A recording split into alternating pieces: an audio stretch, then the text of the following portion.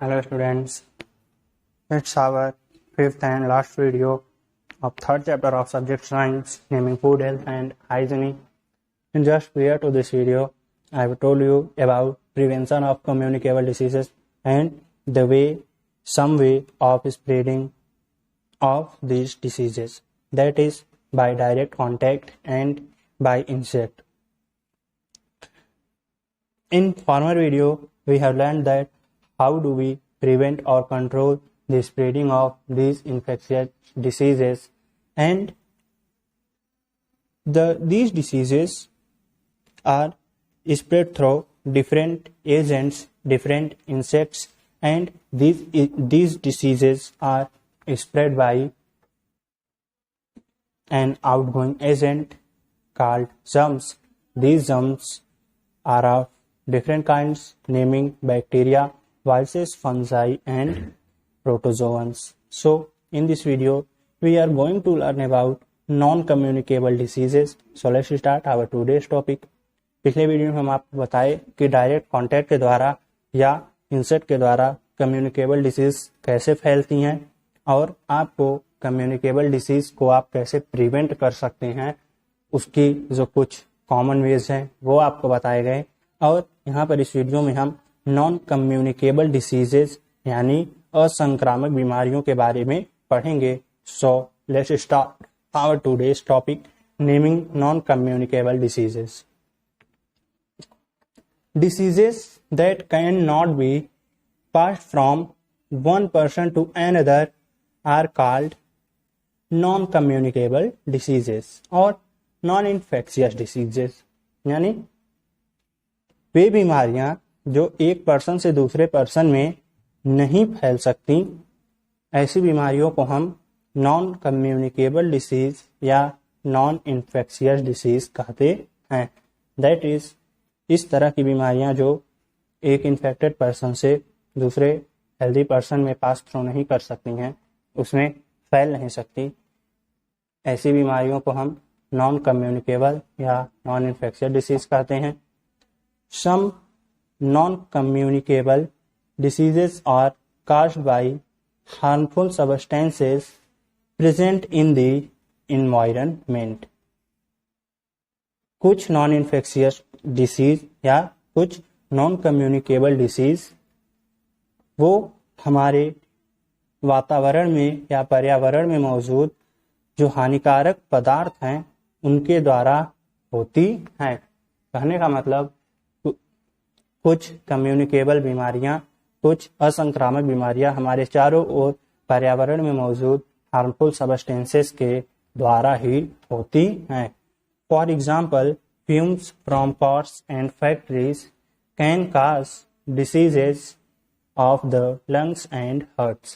यानी उदाहरण के लिए जैसे जो कार और फैक्ट्रीज के फ्यूम्स होते हैं, उसके जो प्रदूषित धुएं होते हैं, उसके कारण हमें लंग्स और हार्ट की डिसीज यानी फेफड़े और हृदय की बीमारियां हो सकती हैं। Some of the non-communicable diseases can be caused due to the deficiency of nutrients in our food. कुछ नॉन कम्युनिकेबल डिसीज हमारे फूड में किसी न्यूट्रिएंट की डिफिशियंसी या कमी के कारण हो सकती हैं।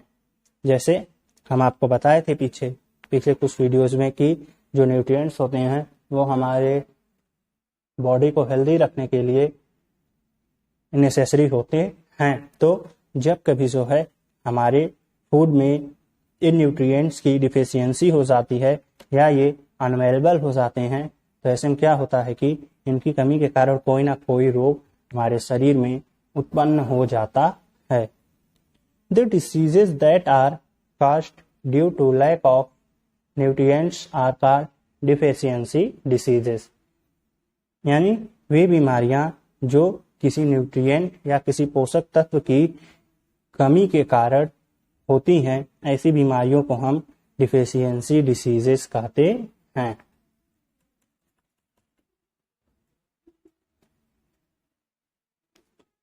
Deficiency diseases can be cured by providing the nutrient in which the patient is deficient, यानी जैसा कि हम बताएं डेफिशिएंसी डिसीज क्या होती है? जब हमारे भोजन में किसी पोषक तत्व या किसी न्यूट्रिएंट की कमी हो जाती है तो उसकी कमी के कारण ही डिफिशियंसी डिसीज हो जाती है।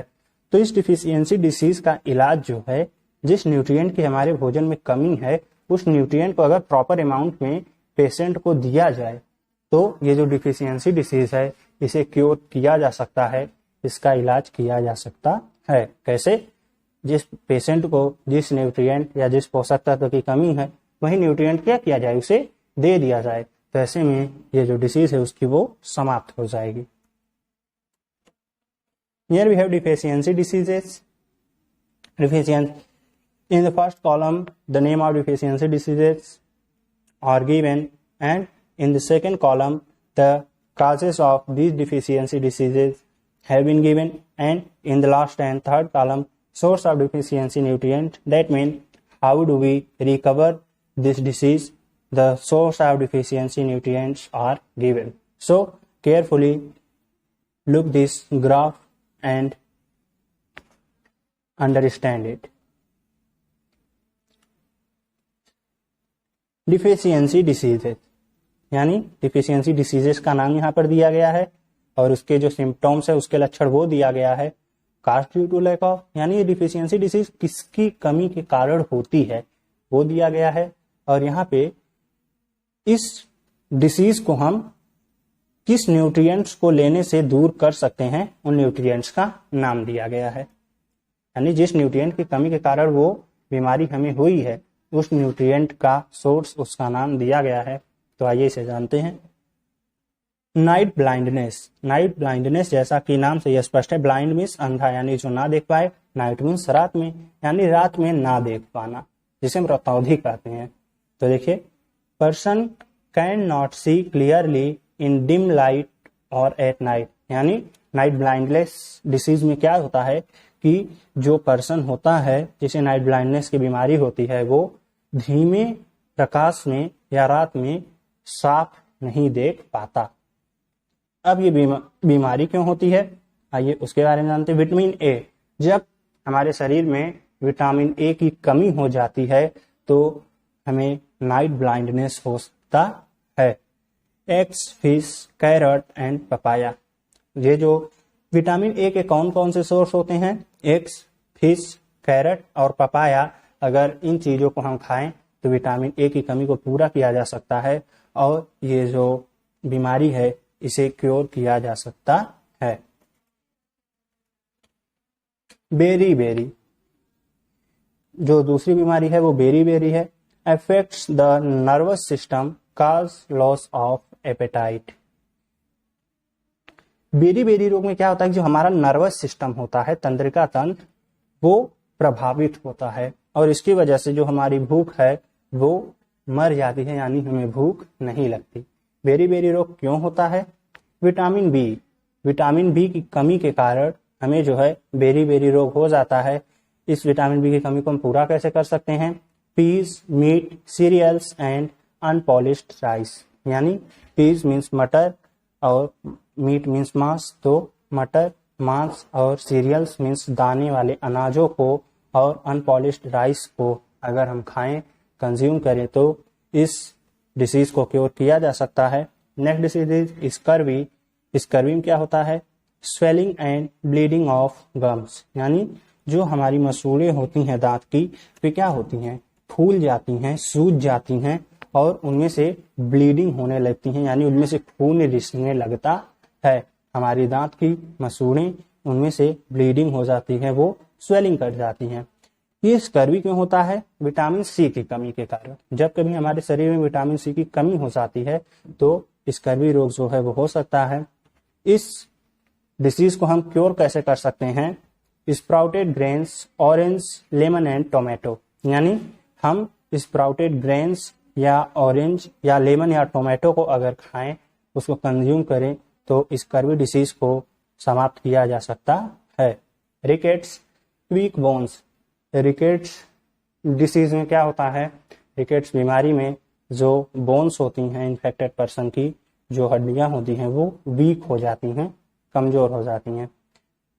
ये विटामिन डी की कमी के कारण होता है। रिकेट्स को क्योर कैसे कर सकते हैं? Milk, eggs, liver, fish and sunlight, अगर इन सब चीज़ों को, ये सब कंपोनेंट को अगर हम कंज्यूम करें तो हम रिकेट्स रोग को क्योर कर सकते हैं।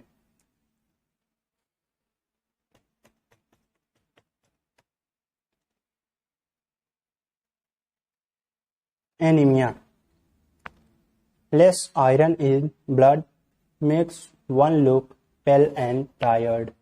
एनीमिया बीमारी क्यों होती है? जब कभी हमारे शरीर में, हमारी बॉडी में मिनरल आयरन की कमी हो जाती है तो इससे एनीमिया डिसीज हो जाती है।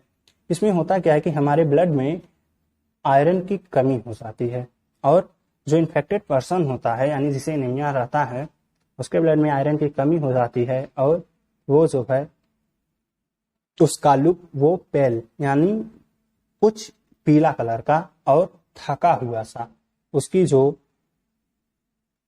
लुक होती है, उसकी जो बनावट होती है वो कुछ थके हुए प्रकार की और उसकी अपीयरेंस पेल टाइप की, हल्के पीले कलर की हो जाती है। इसे हम क्योर कैसे कर सकते हैं? Meat, apple, spinach, raisins and bajra. Spinach means पालक होता है, तो हम मीट, एप्पल, स्पिनच, रेजिन्स और बाजरा को अगर कंज्यूम करें, खाएं, तो ऐसे में एनीमिया डिसीज को क्योर करना पॉसिबल है।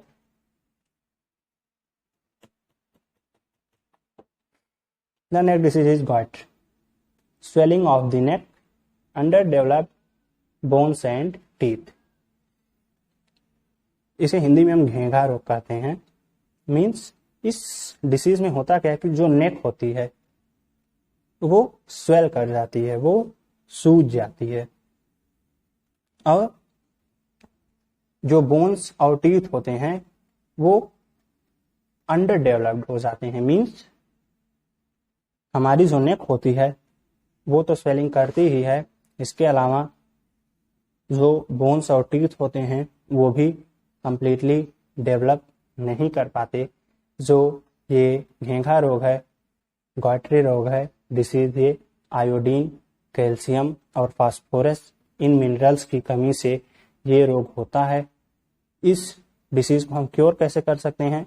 Eggs, fish, carrot, papaya, meat, milk and green vegetables, यानी अगर हम eggs, fish, carrot, papaya, meat, milk और ग्रीन वेजिटेबल्स को कंज्यूम कर इन्हें खाएं तो ऐसे में क्या है कि ये जो मिनरल्स हैं इनकी कमी को पूरा किया जा सकता है और ऐसे में ये जो रोग है इसे क्योर किया जा सकता है। यहाँ पर देखिए इन फिगर्स में जो जो अभी हम आपको डिसीज बताएं उन्हें शो किया गया है, जैसे नाइट ब्लाइंडनेस जो विटामिन ए की कमी से होता है, beri that is caused by vitamin B, scurvy it is due to vitamin C, rickets and anaemia and goitre. तो ये सब डिसीज जो है ये नॉन कम्युनिकेबल डिसीज हैं। ये एक रोगी से दूसरे स्वस्थ आदमी में नहीं फैल सकते। ये या तो हमारे एनवायरनमेंट में प्रेजेंट इंजूरियस पार्टिकल्स या सबस्टेंसेस के द्वारा होती हैं या तो फिर किसी डिफिशियंसी द्वारा, दैट इज किसी विटामिन की कमी के कारण हो सकती हैं। Our next topic is hygiene.